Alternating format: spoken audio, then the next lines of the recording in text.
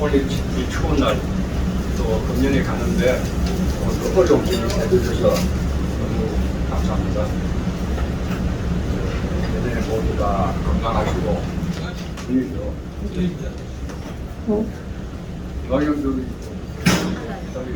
오늘 197차 197번째 GK 글로벌 코리아 전략 포럼을 시행하겠습니다. 먼저 우리 정경영 박사 나와서 GK 포럼에 대해서 간단하게 말씀드리겠습니다. GK 포럼의 목표와 운영 구성 예산에 대해서 말씀드리겠습니다. GK 전략 포럼은 국가 미래 안보를 위하여 운영되며 전략 개발에 중점을 둔다. GK 전략 포럼은 자유 대한민국 헌법을 수호하고 국가 전복 세력을 척결하며 애국 세력 중심으로 자유민주주의와 시장 경제를 지킨다. GK 전략 포럼은 한미동맹 강화와 자강의 중요성을 역점을 둔다. GK 전략 포럼은 김일성 3대 세습 체제를 타도하고 경멸해야 할 대상이며 2200만 북한 주민은 자유 대한민국 중심 통일의 해방의 대상이고 협력의 대상이다.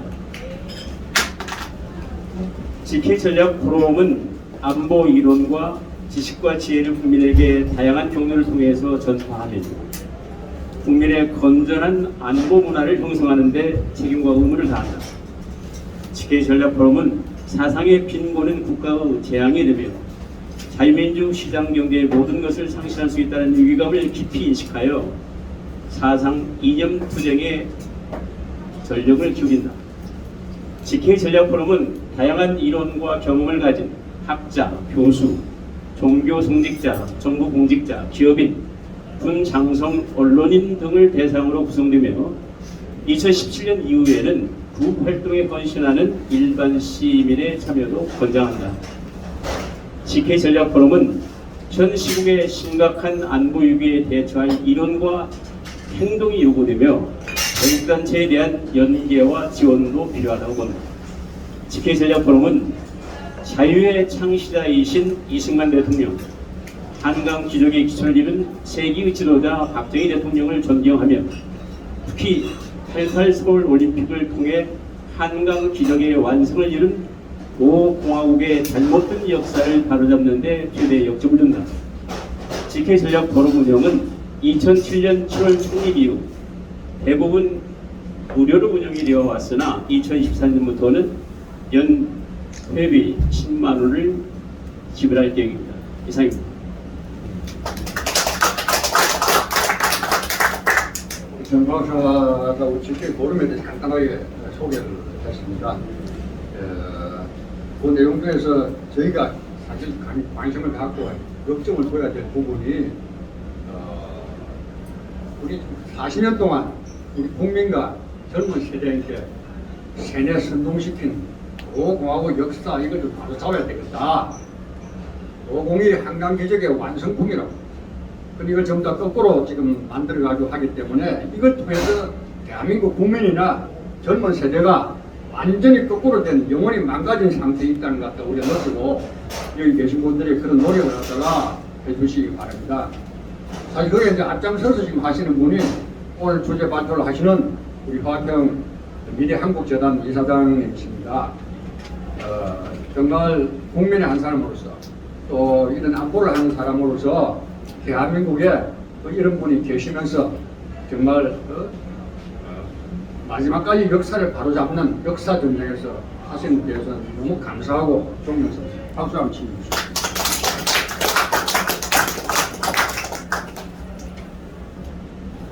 그리고 여기 계신 분들이 제가 15년 동안 하면서 가장 핵심이 뭐냐면은 한 분이 발표를 하게 되면 30명 내지 40명 전문가분들이 각자 의견을 거기 제시해가지고 그 하나의 이슈에 대해서 완전 전문화가 돼가지고 각자가 다 내용을 가지고 있다.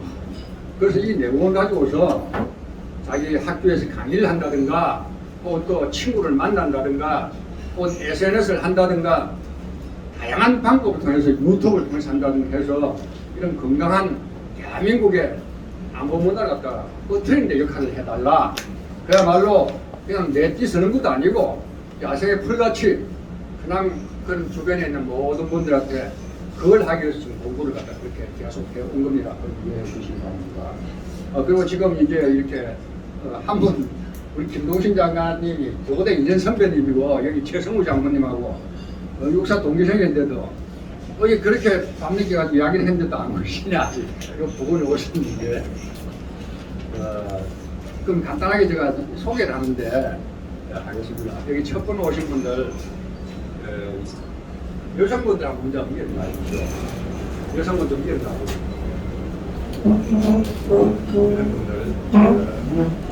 우리 지금 이재희 교수님부터 내가 했는데 나와서 한번 여러분 반갑습니다. 미리 새해 복 많이 받으시고요. 어려운 코로나의 그런 어두운 터널을 뚫고 드디어 새로운 포스트 코로나 시대에 접어들어서 여기 포럼이 아주 중대한 그런 역할을 하실 거라고 믿으면서 저는 그 중국대학교에서 철학을 강의했고요. 그리고 중국 정교문화연구원에서 원장을 하고 있습니다.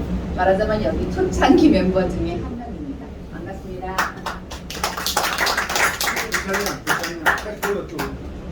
안녕하십니까.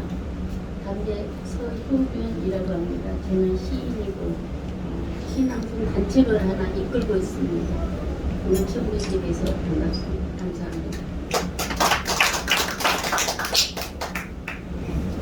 반갑습니다. 저는 김오경입니다. 옛날에 전에 전 불교 신도의 서울회장을 해서 수험이 결성할 때부터 나온 사람입니다. 많은 분을 이렇게 뵙게 돼서 좋습니다. 코로나 때문에 오랜 동안 못 만났는데 강력한 모습으로 보니까 너무 좋네요. 고맙습니다.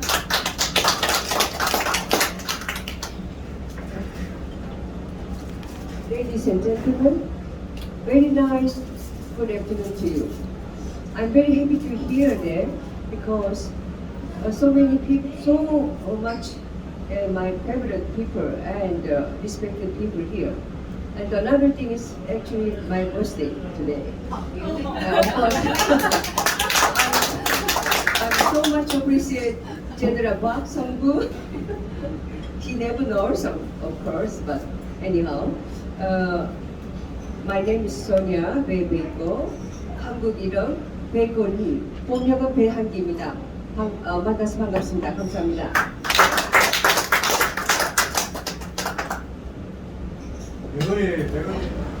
오늘 이렇게 또 초기는 아니지만 중간 정도로 제가 많이 또 협력을 하면서 우리 장모님하고 같이 앞으로 또 우리 GK를 더 발전시킬 수 있는 방향으로 같이 하고 있는 입장에 있습니다.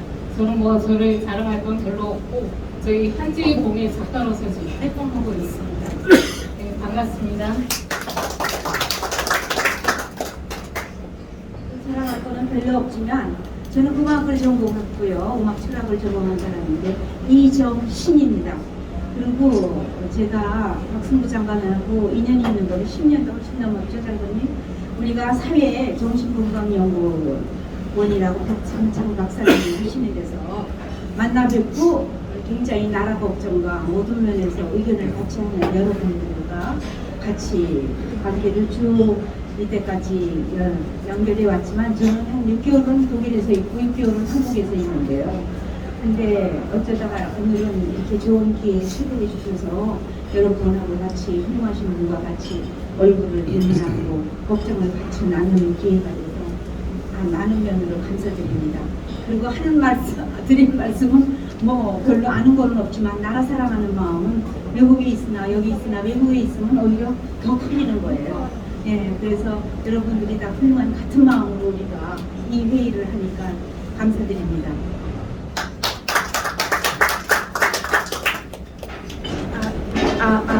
네, 안녕하십니까. 저는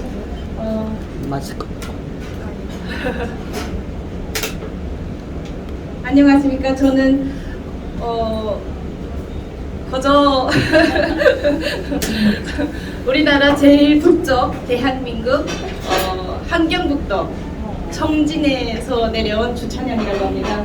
뭐 북에서 북쪽에서 이렇게 내려오면 호칭을 많이 붙이더라고요. 뭐 새터민, 북한 이탈 주민, 탈북자, 뭐 등등등. 근데 저는 한 번도 북한 사람이나 이렇게 제 정체성을 가져 못 봤고, 그 우리나라 평범한 지방 사람이다 이렇게 억지로라도 마음을 가지고 있습니다. 대한민국 이렇게 지켜주신 우리 장군님들 계시는 자리에 제가 섰다는 것이, 북에서는 가짜 장군님도 만나보지도 못했는데 대한민국에서 이렇게 많은 장군님들과 대한민국을 지켜주신 분들 앞에 함께 이렇게 있다는 게 너무 감사하고, 대한민국에 내려와 보니까 섬나라더라고요.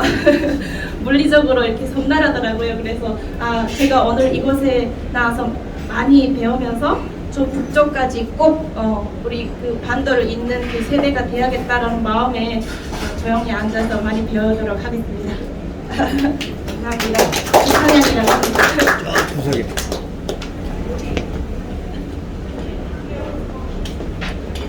우리 남자 회원분들은 대부분 다 아시는 분인데 또 오랜만에 나오신 분, 저희 동두성 회원님, 서울대학 사학과 교수하시고 2015년도에 은퇴를 하시고 계속해서 국방 문제에 대해서 계속 연구도 하고 또 미국 각 대학에서 교환 연구를 계속 하신 분입니다. 저희 이명박 정부 때 국방부 장관 다음에 계속 올라갑니다.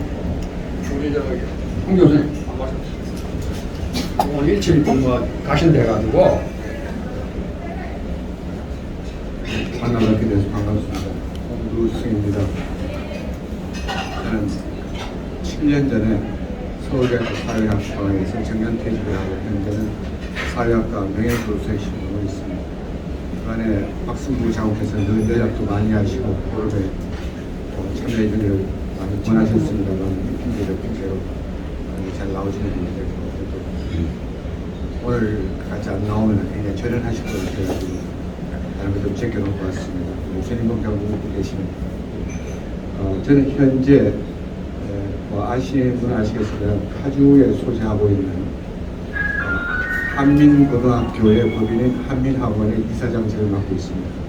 한민고등학교는 군 자녀들을 위해서 세운 법적 지위가 묘합니다만은 국방부가 건립한 사립고등학교입니다. 그래서 학생의 70%는 전국의 군 자녀들이고 30%는 소재하고 있는 경기도에 거주하고 있는 일반인의 자녀들입니다. 학교 출국 당시에 지금 많이 아픕니다만 국방장관 했던 김태형 장관 저하고 고등학교 동기입니다. 그래서 같이 힘을 모아서 학교를 만들었고 지금까지 잘 이끌어오고 있습니다. 천만다행히도 지금 진행 중이긴 합니다만 10년도에 굉장히 우수한 성적을 냈습니다. 그리고 학생들 가운데 많은 수가 상군사관학교, 간호사관학교 포함해서 군을 직업으로 택하고 또 현재 주니 ROTC 프로그램을 통해서 그야말로 건전한 시민을 키우는 지금 노력을 하고 있습니다. 잘 지켜봐 주시기 바랍니다. 감사합니다. 홍 교수님 노래도 잘하시죠? 술 먹고 납니다. 우리 장군 예배 장성들 교수분들이 고생해가지고 그 음악회를 항상 하는 게 잘하십니다. 우리 박태호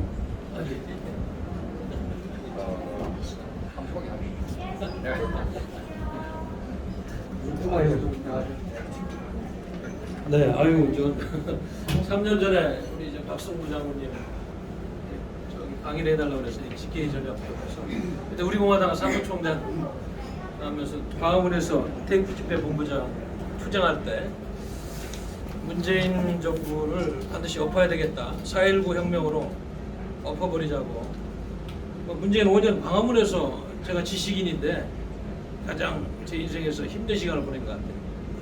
정말 에너지를 다 썼습니다. 그러나 이제 올해 3월 9일 날 정권 교체를 해서 그나마 조금 마음이 편안한데 아직도 윤석열 정권을 보면은 이거 앞으로 2년 동안 개혁을 완수 못하면 도로함이 타고 되고 주사파 세력들이 또 언제든지 준동해서 한판 벌일 지금 뭐 드론도 그런 종합적인 플랜의 일환으로 보는데 그런 공격도 아직은 굉장히 정정이 불안한 대한민국에서 참 고민을 하고 우리 여기 계신 우리 선배님들 또 장군님들 앞으로 마지막 자유주의 혁명이 완수될 때까지 한 30%는 이뤘는데 70%의 일이 더 남아있다는 생각으로 저도 정말 지쳤습니다만은 그래도 아침에 일어나서 유튜브 하나 저는 뭐 구독자용 유튜브가 아니고 역사에 이순신 장군의 난중일기처럼 그다음에 유성룡의 징비록처럼 이 대한민국 현대사를 객관적으로 평가하는 기록물을 남겨야 돼서 한 편씩 찍고 아침 하루를 시작하고 있어요. 구독자는 없습니다만은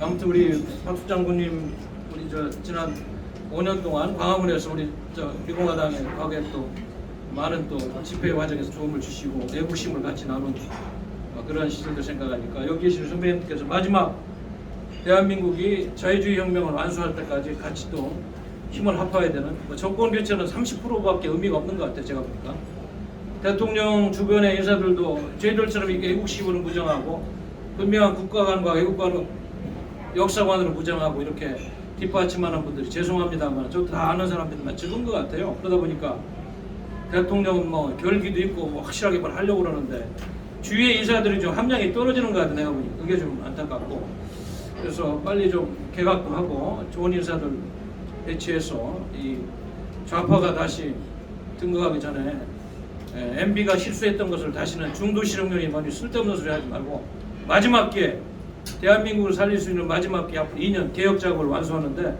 우리 다 함께 힘을 합했으면 좋겠습니다. 여러분 고맙습니다. 감사합니다.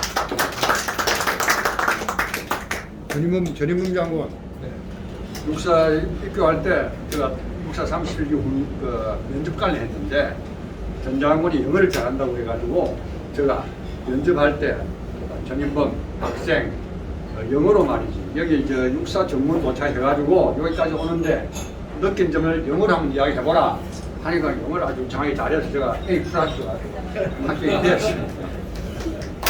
지금 우리 화병 의사장님께서 이야기를 하셔야 되는데 나중에 소개를 드리고 싶은데 시간이 너무 제한되니까 나중에 또 끝나고 조금 시간이 있을 겁니다. 그때 말씀하시고 간단하게 우리 최성호 장관님 조금 전에 말씀하셨고 육사 21기생 저는 육사 육군 예상군수를 했습니다. 그래도 은퇴하고 나면은 우리 지방에서 우리가 좋은 일을 좀 해야 되겠다 해가지고 예상군수를 하셨는데 그 전에 육군본부 인사참모부장 하실 때는 한국에 영향을 주는 60인 그 멤버에 포함이 됐어요. 그 최성호 장관 박수 한번 주십시오. 여기 또 이재촌 대사님도 계시는데 주 러시아 대사, 벨기에 대사 또 하시고 서울대학교 법학과를 나오셔가지고 충청고등학교 나왔습니다. 지금까지 태극기 강좌에 가면 거기서 뵙고 하여튼 어느 장소 애국 활동하는 데 항상 나타나셔가지고 저희들이 아주 존경스러워 저보다 육사 20개를 있어서 3년 선배님이십니다. 박수 한번 주십시오. 우리 양태호 후배님도 계시고 대정연합 과장인데 장관사 인사 한번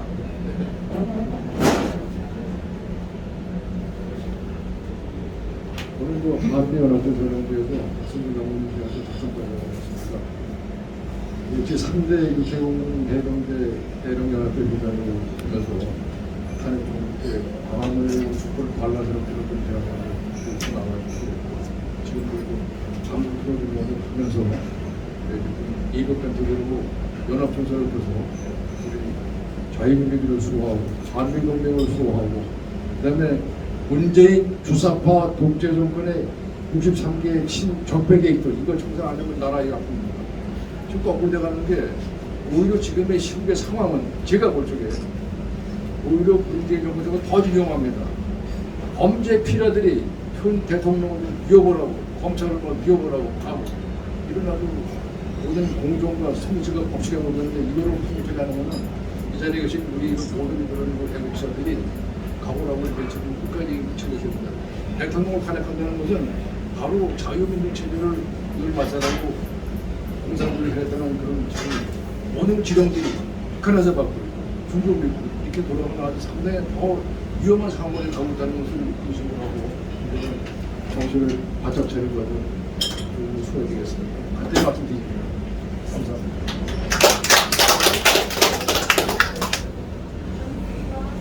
우리 하빈 선배님 여기 사시면 여기서 나왔어요.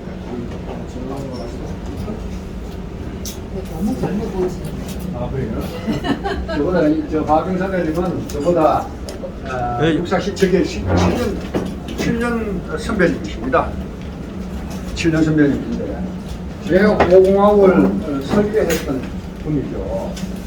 제5공학을 설계했던 분인데 그래서 역사를 바로 잡아야 된다 하는데 앞장서시는 분입니다. 그래서 제가 평가할 때 제가 또 포럼한테 평가할 때 우리나라에 참 위대한 지도자가 있었는데 자유를 창시한 자유를 만드는 우리 이승만 대통령, 그 다음에 저희 한강 기적 18년 동안 기적을 만든 우리 박정희 세계 지도자, 그 다음에 5공화국이 7년이지만 대한민국을 한강 기적의 완성품을 만든 그게 이제 설계를 하신 분인데, 그래서 그 당시에 또 우리 군인 출신 중에서는 이승만 대통령 옆에는 그야말로 참 군인이 있었어요. 바른 말 하는 분. 그때 이제 아마 아시는지 모르지만 그 당시 육군 참모총장 했던 이종찬 장군이 계셨어요. 바른 말이었죠. 그 두 분이 다 존경스럽고, 한 분은 대통령의 전시지만 그분은 안 됩니다. 국법이 위반되기 때문에 안 됩니다 하고 이렇게 말씀을 할 수 있었죠. 그래서 그대로 이제 파직이 됐지만 그분도 훌륭한 분이고 이분도 위대한 지도자다. 박정희 대통령 때는 저희가 월남전에서 그러면 월남전 10년 동안 33만 명이 갔다 와가지고 그 월남에서 중대장 하시고 저는 소대장하고 다 이렇게 했는데 정말 그것이 큰 자금이 대한민국 5개년 경제개발 5개년을 만든 일입니다.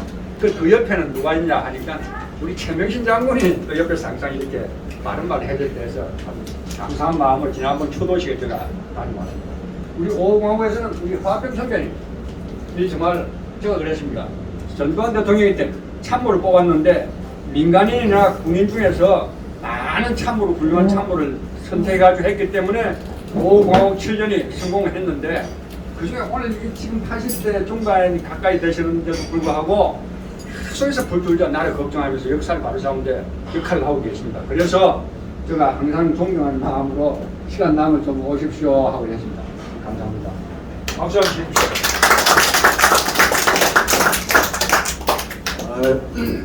반갑습니다. 평소에 여러분들 나라 걱정하시고 열심히 연구하시는데 제가 직접 참여는 못하지만 늘 감사드리고 경의를 드립니다. 우리 박성부 장군께서 수고를 많이 하시고 또 여기에 저희 동문들도 계시고 제가 평소에 존경하는 이재천 대사님, 우리 외교관 출신이 이렇게 나서기는 굉장히 어렵습니다. 상당히 고상하게 놓으신 분들에 대해서 조용하신데 비가 오나 눈이 오나 그 현장에 우리 이재천 대사님이 계신 걸 제가 알고 있는데 오늘 이 자리에 계시네요. 네? 우리 박성부 장관께서 저보고 한국의 미래에 대해서 이야기를 좀 해달라. 조금 막연한 토픽 같은데 오늘 이 자리를 빌어서 제 개인적 견해를 말씀드리려고 합니다.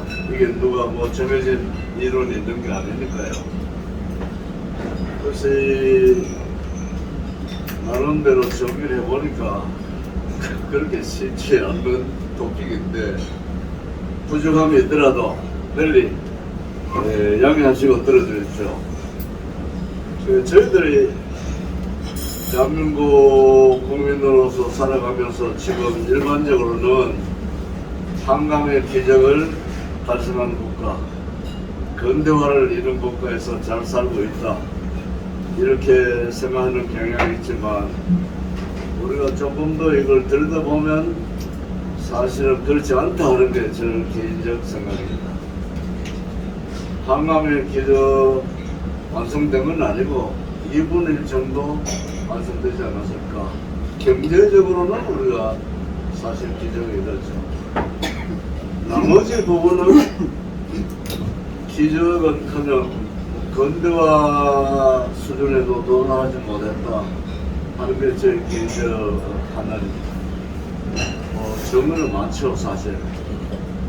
우리가 헌법을 만들어서 9번 고쳤는데 여전히 이 헌법은 고쳐야 된다. 이게 오늘 이 시즌은 우리의 현상이거든요. 그 다음에 건국 이후에 대통령 우리 10분이 탄생을 했습니다. 이거를 보시면 한 분은 망명 아닌 망명에서 못 돌아오시고 돌아가셨고, 한 분은 총탄에 맞아서 돌아가시고, 또 한 분은 자살하시고, 네 분의 대통령은 전부 다 감옥소에 갔다 왔습니다. 이런 나라가 사실 선진국이라고 할 수 있을까요? 저는 그렇게 생각하고. 그리고 이 정치가 사실 우리 국민을 완전히 인질로 잡고 있다. 뭐 그렇게 말해도 틀린 말이 아닐 겁니다.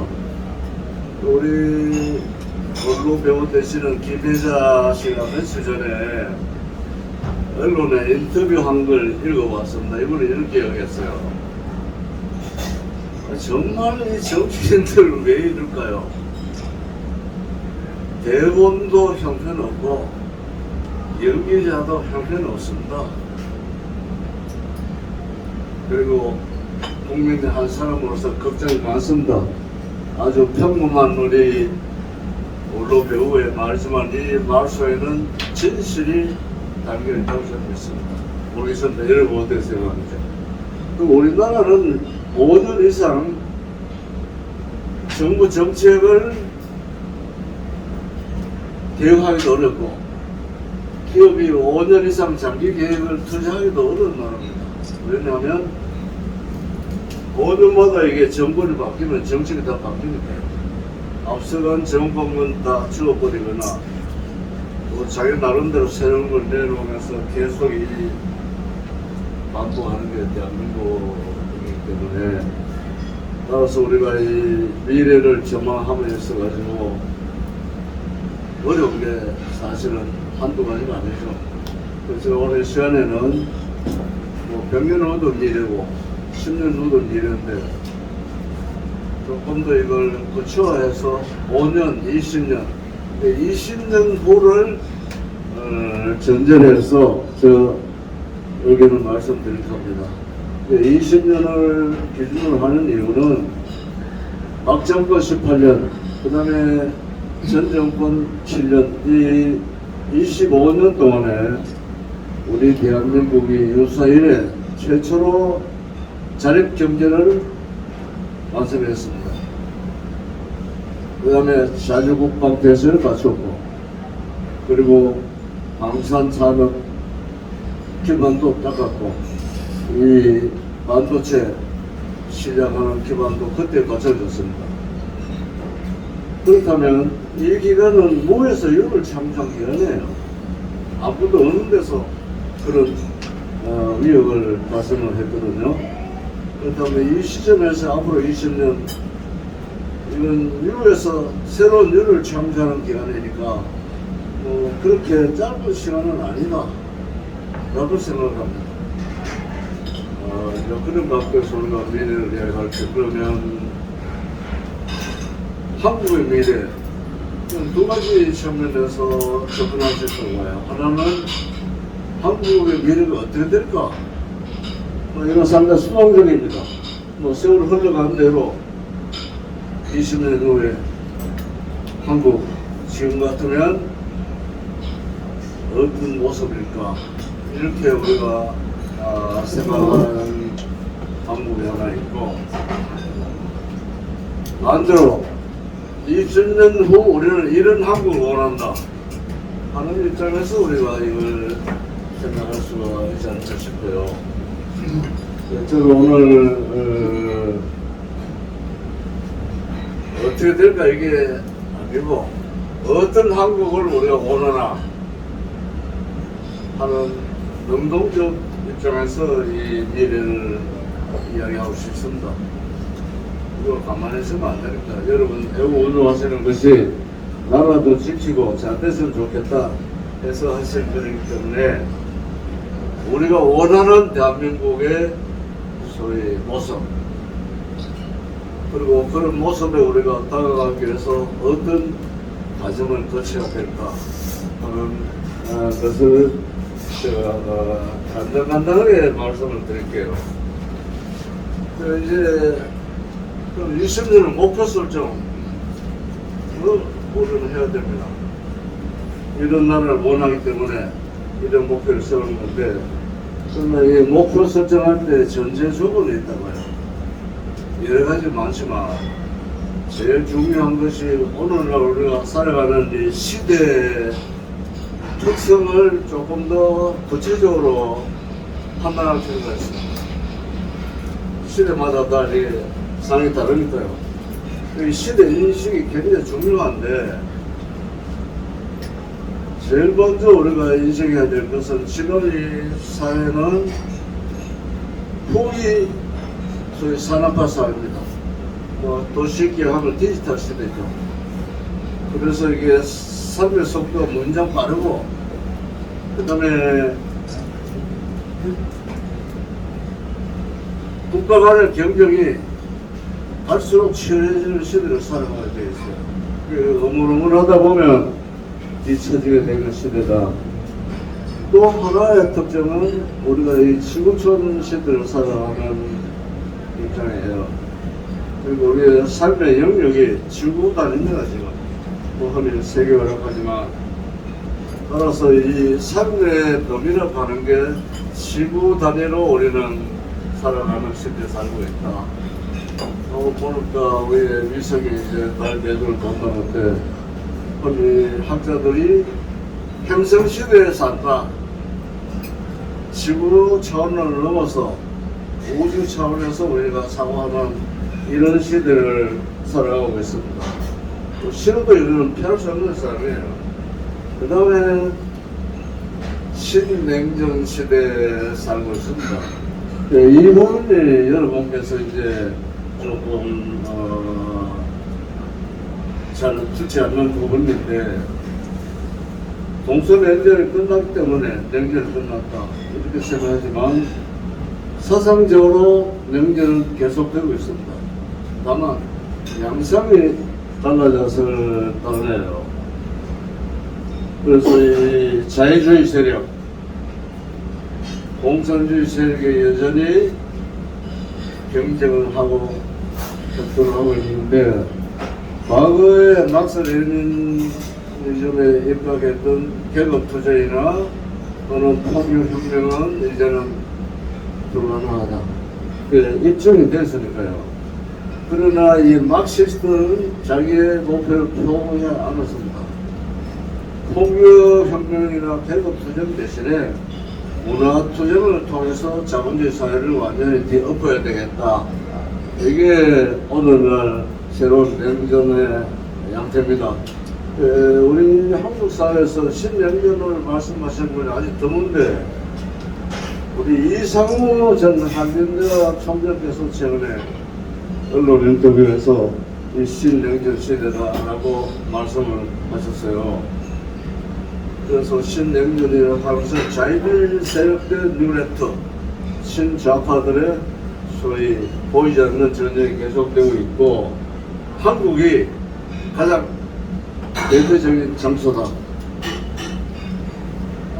저는 이걸 자신 있게 말씀을 드릴 수 있습니다. 그러나 이게 시간이 제한되기 때문에 더 말씀은 안 드리지만 어쨌든 사상적으로 자유주의와 막시즘은 여전히 경쟁을 하고 있다. 우리가 이렇게 인식하면 되지 않을까 싶습니다. 그리고 목표를 설정해야죠.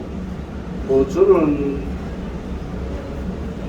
자신 있게 말씀드리고 싶은 것이 인류 국가가 되어야 된다. 대한민국. 가능하기 때문에 이야기하는 겁니다. 불가능하다는 이야기할 수 없죠. 그래서 2007년도 이게 국제투자은행의 골드만삭스가 뭐라고 그랬냐면 50년 후에 대한민국은 미국과 맞먹는 남다투 국가가 될 거다 이렇게 이야기를 했는데 오늘 어저께 언론에 보니까 그 같은 회사 다시 50년 후 전망을 하면서 한국은 50년 후에 15위 정도 될 거다. 뭐 나이지리아나 말레이시아보다도 이게 처질 거다 이렇게 하겠습니다. 이 이야기는 우리가 계속 상승해온 것이 아니라 정치하거나 추락하고 있다는 걸 말하는 거죠. 따라서 이게 인류국가 되는 것이 과연 가능할까? 저는 어렵지만 가능하다고 봅니다. 그리고 이게 미국의 소위 외교 전문가나 정치 전문가들 이야기가 계속 나오는데 보면 G12 국가에 한국을 포함시키자. 최근에 주장하는 이야기예요.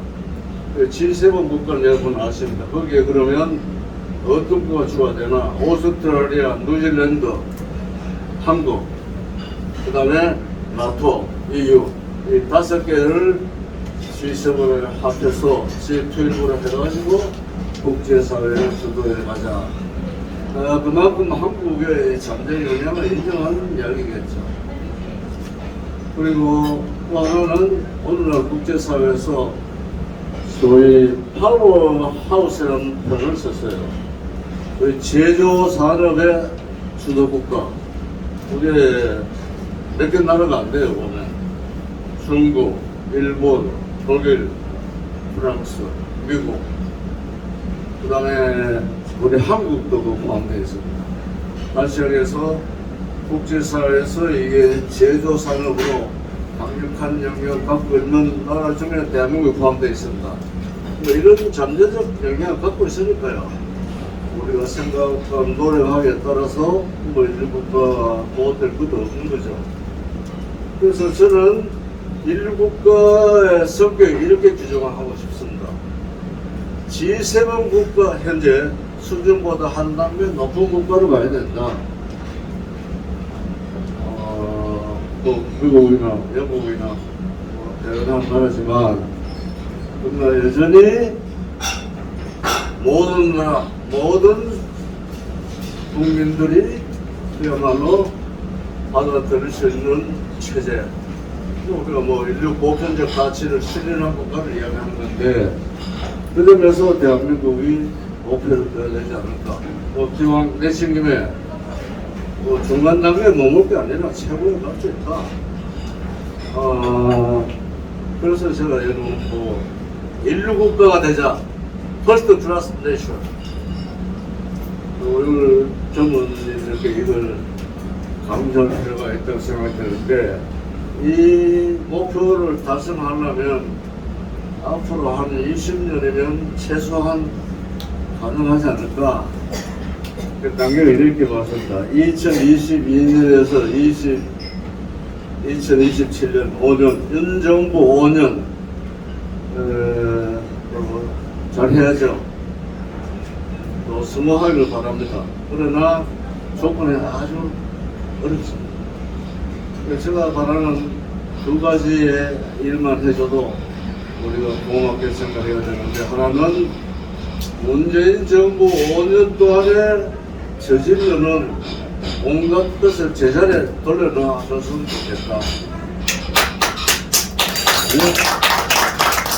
문재인 정부가 역점돼야 될 딱 그게 첫 번째입니다.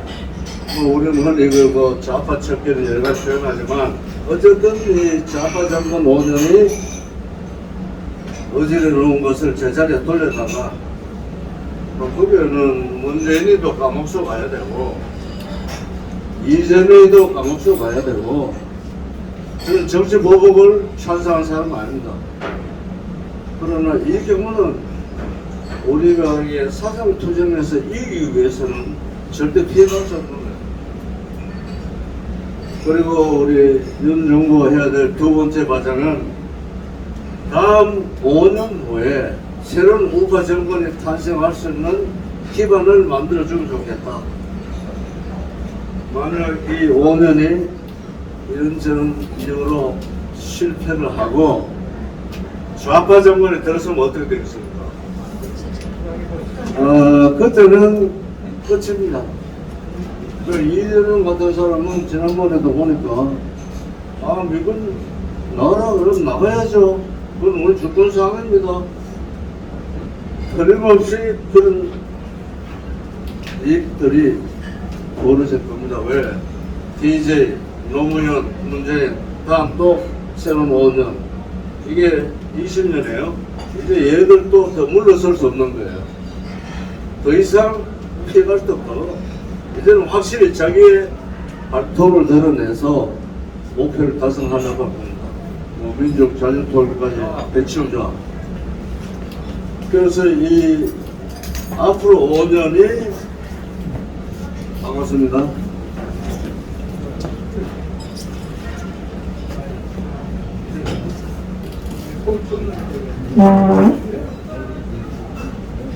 그 다음에 2027년부터 그다음에 문 정부 다음 정부죠.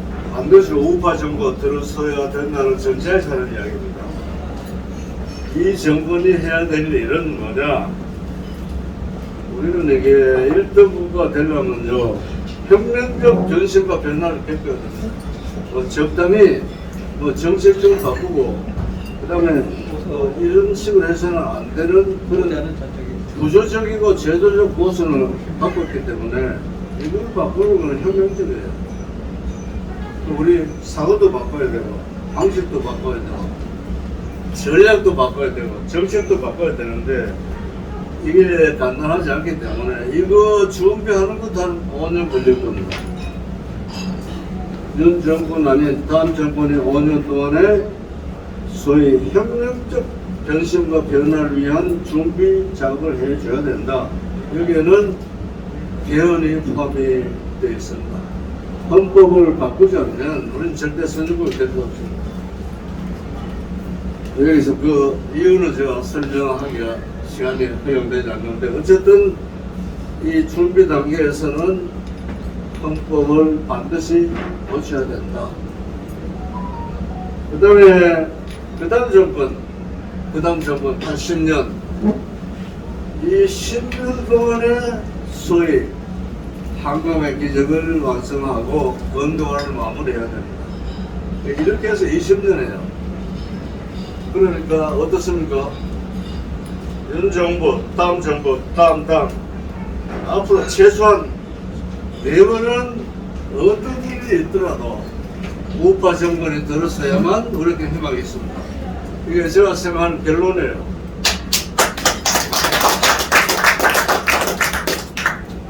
그래서 박 대통령 전 정권 25년 동안에 아무것도 없는 데서 기적을 만들었다면 이미 많은 역량을 갖고 있는 우리 입장에서 못할 것도 없다라고 생각하는 거예요.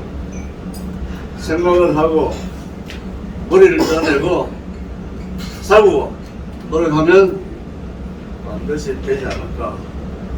근데 우리가 이게 그런 단계를 거쳐서 목표를 그렇게 놨다 하더라도 현실적 고려 요소가 있는데 우리나라가 지금 안고 있는 빛과 그림자가 있어요.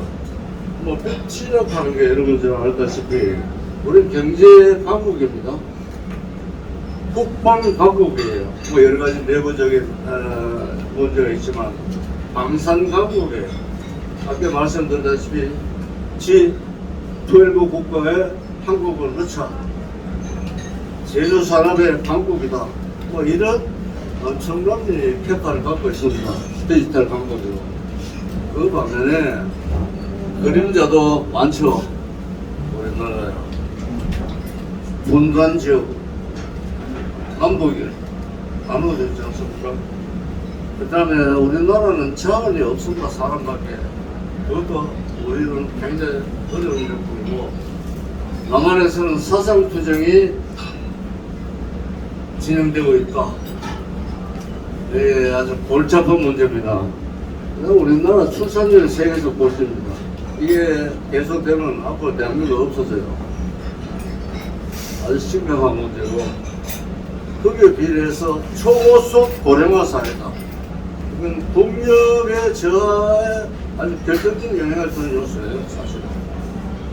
그러면서 교육이라든가 경영 분야는 호진성을 벗어나지 못하고 있는 등등의 그림자를 우리가 이제 안고하고 있는 상태에서 이걸 다 통틀어가지고 제가 결론적으로 말씀드리면 우리가 안고 있는 이 결정적 모습, 이게 뭘까? 첫째는 사상이 빈곤하다. 여러분, 뭐 사상이 빈곤한 것이 문제가 될까? 그렇지 않습니까? 정치적 전건대성, 법치의 전건대성, 시민사회 타락, 이것을 저는 우리 한국 사회가 오늘날 갖고 있는 결정적 모순이라고 생각합니다. 모르겠습니다. 여러분 어떻게 동의하실지 모르지만, 따라서 우리 은퇴와 기적이 완성이 안 됐다고 하는 것은 정치가 전건대적이니까요. 그 다음에 법치가 전건대적이니까요. 그 다음에 생활 수준은 높은지 몰라도 소위 윤리, 도덕 이런 측면에서 우리 시민사회가 후진적 상태에 놓이기 때문에, 그래서 함나의 기적도 2분의 1 정도밖에 달성하지 못했다. 견제와도 2분의 1밖에 달성하지 못했다. 저는 이렇게 가능하는 겁니다. 그래서 우리가 이런 이 조건 상태에서 이제 목표를 달성하려면 중요한 요소들이 있는데, 결정적인 지도자와 지도력입니다. 우리나라도 마찬가지죠. 특히 우리나라. 이 부분에 대해서 제가 이제 공부를 해서 할까요? 이렇게 저렇게 연구를 해본 저 나름의 결론은 이렇습니다. 과거의 지도자, 조선조 500년 우리 왕들은 극단적으로 이야기해서 자기들만 잘 먹고 살았다. 백성은 암시했다. 그래서 결국 나라 망했다.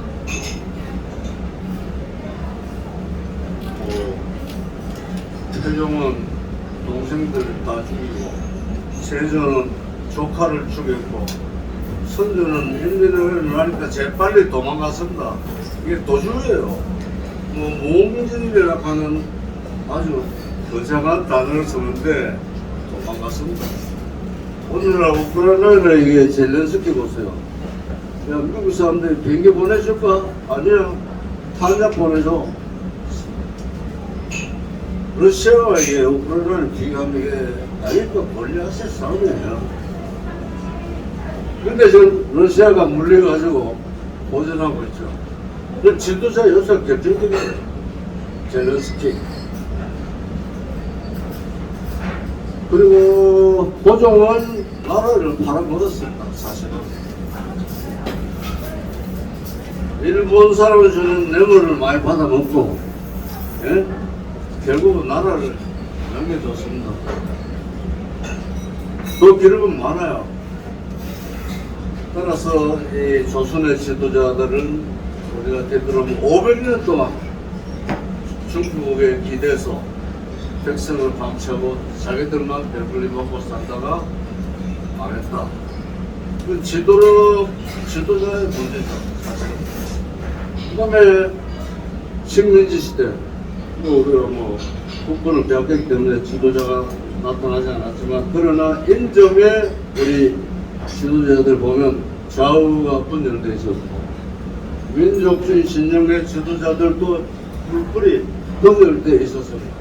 그러니까 추는 이방수 선생이 일본서 희망을 가지고 인점 가보니까 그 모양이에요. 그만두고 한국에 들어와서 언론에 보도하고 글 쓰고 그랬습니다. 그 다음에 이제 뭐 우리 해방무 건국 여러분 잘 아시죠? 제가 초대에 말씀드렸습니다. 지금 이 시점에서 우리가 여전히 지도자와 지도력의 위기를 겪고 있다. 따라서 우리가 이게 아무리 좋은 목표를 세웠다 하더라도 앞으로 이 지도자 문제를 해결해내지 못하면 어렵습니다. 민주주의 국가에서 지도자는 우리가 뽑는 거니까요. 우리가 굉장히 중요하죠. 투표도 중요하지만 그것이 얼마나 중요하다는 생각 자체가 아주 중요합니다. 뭐 내가 알기 때문에 펴지고 친하기 때문에 펴지고 이건 아니에요. 그렇게 해서 이 조선시대 이후 지금까지 우리의 이 과거를 되돌아보면서 그러면 서구는 어떻게 됐을까? 제가 세 가지 케이스를 말씀을 드리면서 우리가 그걸 본받아야 되지 않을까 하는 건데,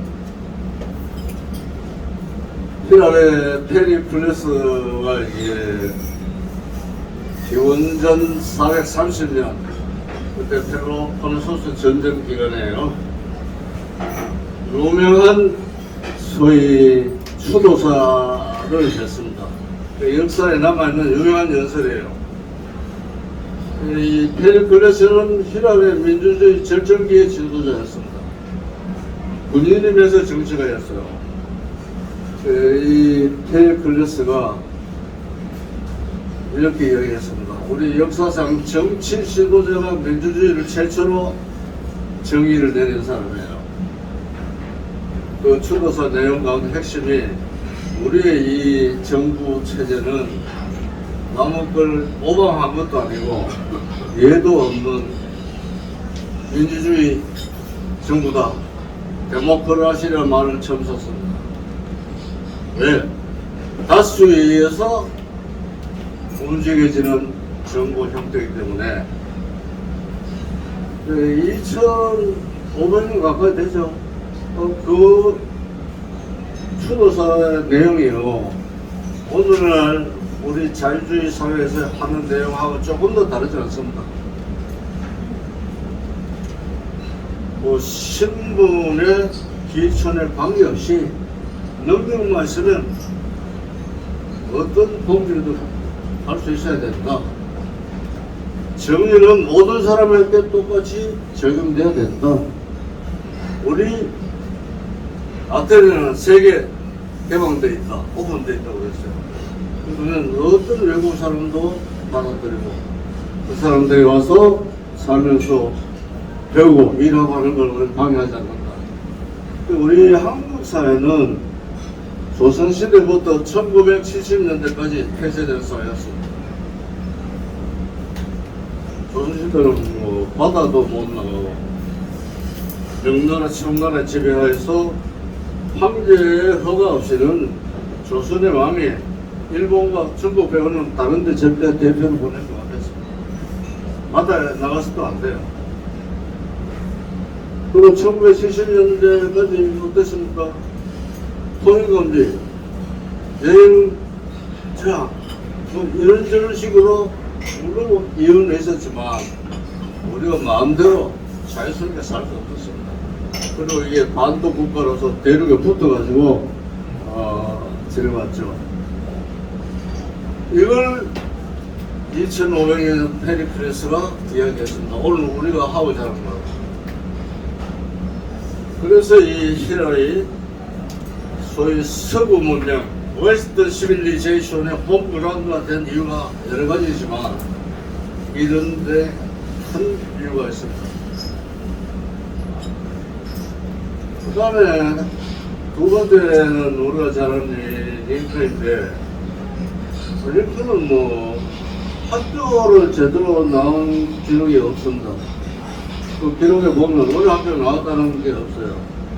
그 결손 정도로 되어 있는데, 뭐 하원은 한 번밖에 안 했고, 변호사, 그야말로 별 볼일 없는 배경을 갖고 있는 사람이 미국에서 실적 대우를 받는 위대한 지도자가 됐다. 여러 가지 이유가 있지만 이 사람은 역사적 소명을 확실히 알고 있었습니다. 이 합중국을 보존해야 된다. 그걸 위해서 이 사람은 자기가 할 수 있는 모든 노력과 희생을 바쳤습니다. 요즘 뭐 우리나라는 대통령 후보 되는 사람도 내가 대통령 되면 쫄량들 200만 원씩 공급 주겠다. 그 다음에 근무기간 확줄여 주겠다. 뭐 등등. 근데 링컨은 남북전쟁이 아직 끝나지 않았어요. 재선을 목전에 두고 50만 병력을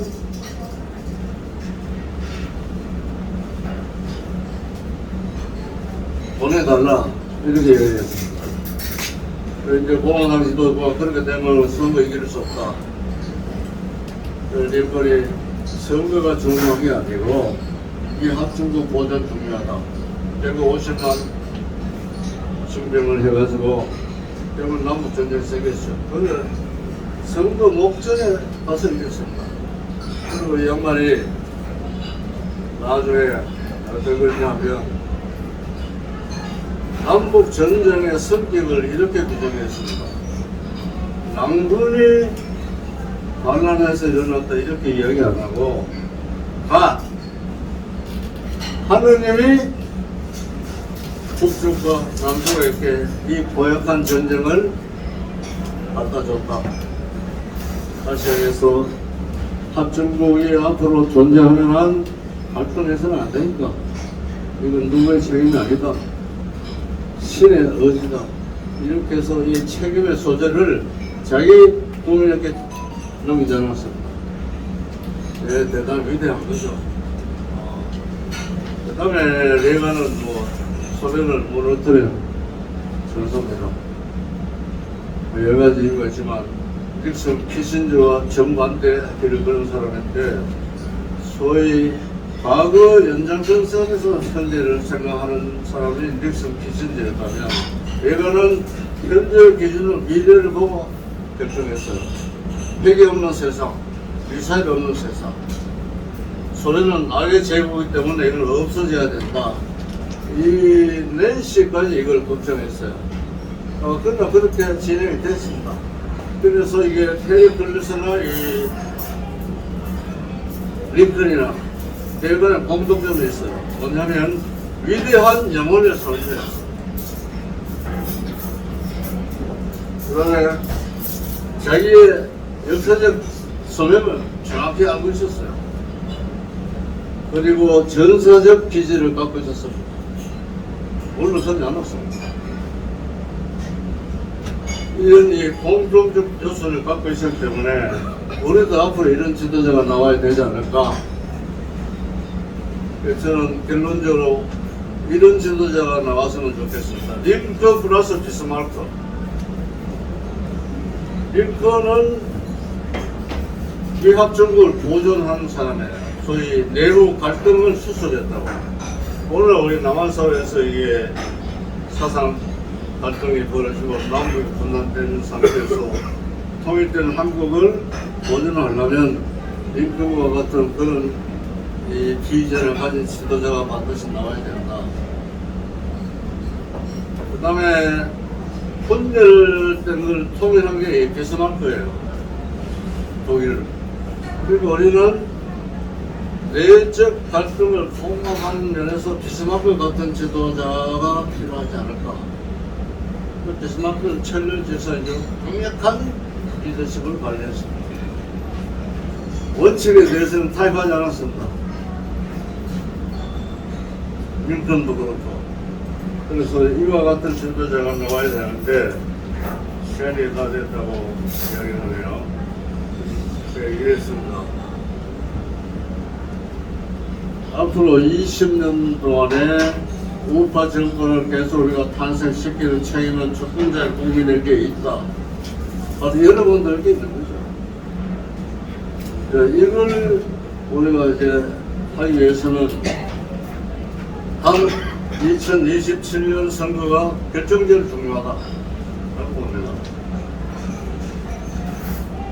아까 말씀드렸다시피 좌파에게 정권을 빼앗기거나 그야말로 뭐 맨날 우리가 보던 그런 허리멍텅한 지도자들 세워놓고는 일등 국가는 그냥 풀어하기가 오히려 더 쉽지 않을까.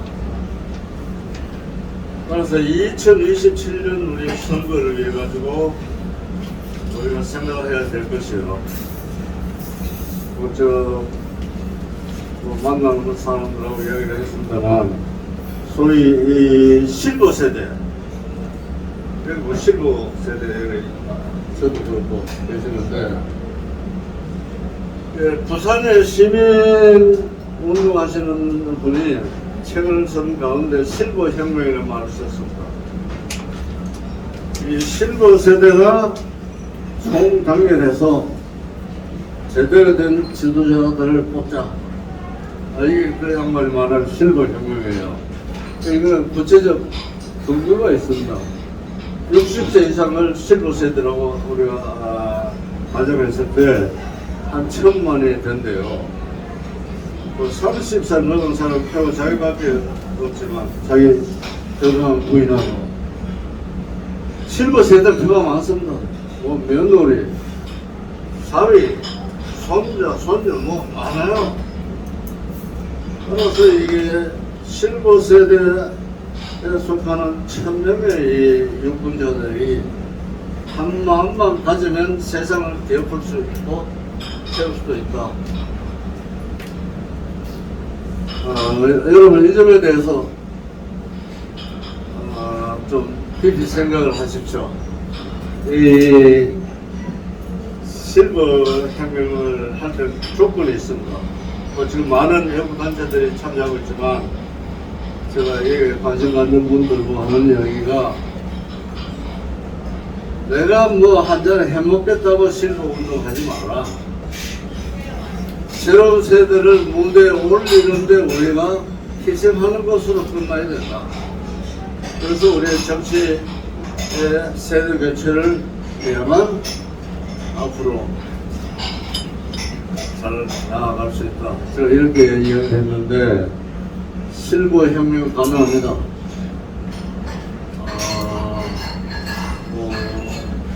2025년 되면 65세 이상이 인구의 20%라니까 통계청 발표에 의하면 더 늘어나겠죠. 제가 결론적으로 말씀드릴게요. 우리는 일정부가 될 수 있지만 조건은 여러하다. 그러나 잠재력도 있다. 그러나 결정적 요소는 지도자다. 늘 중요하지만 특히 2027년 대통령은 결정적으로 중요합니다. 반면 그때 우리 우파 전국대학교는 어렵습니다. 그때 등장하는 지도자는 진정한 투사가 나와야 돼요. 자유의 투사.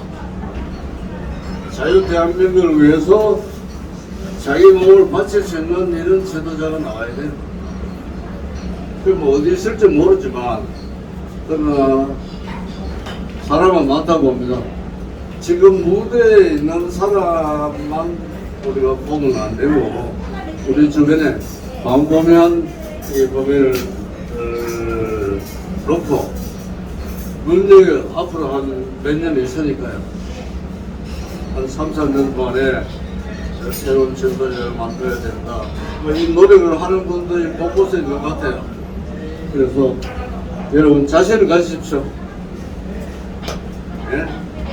이 실버 세대는 이런 저 개인이 내린 정의입니다. 기적의 세대다. 소위 한강의 기적을 만든 세대가 실버 세대죠. 그래서 이 실버 세대가 다음 대선 때 한 번 더 단결해가지고 제2의 기적의 발판을 만들어주자. 이게 실버 혁명이고 저는 꼭 될 수 있다고 저는 여기까지 말씀드리겠습니다.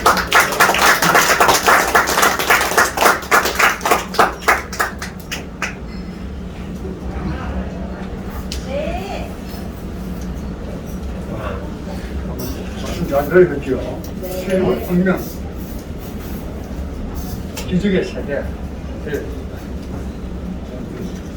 근데 시간이 너무 제한돼가지고 양 말씀을 듣고 싶은데 시간이 좀 제한돼. 저한테 시간 51시간인데 1시간 다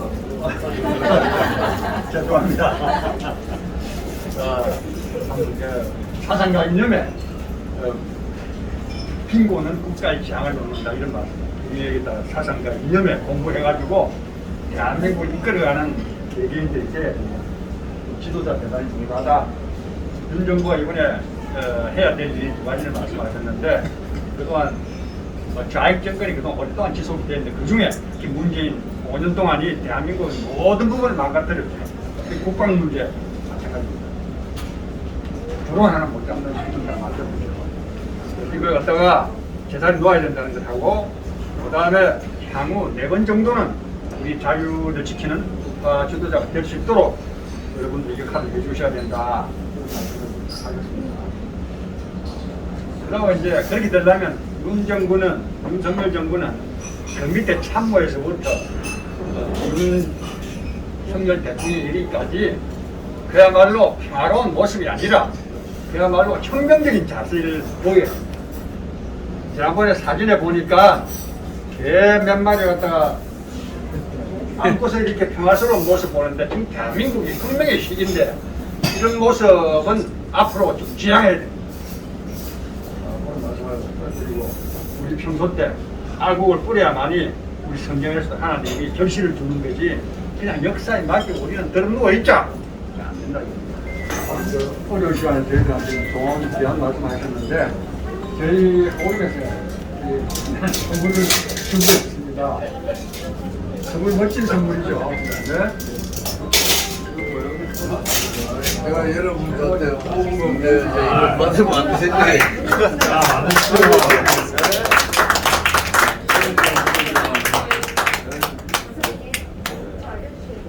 건강하시고 감사합니다.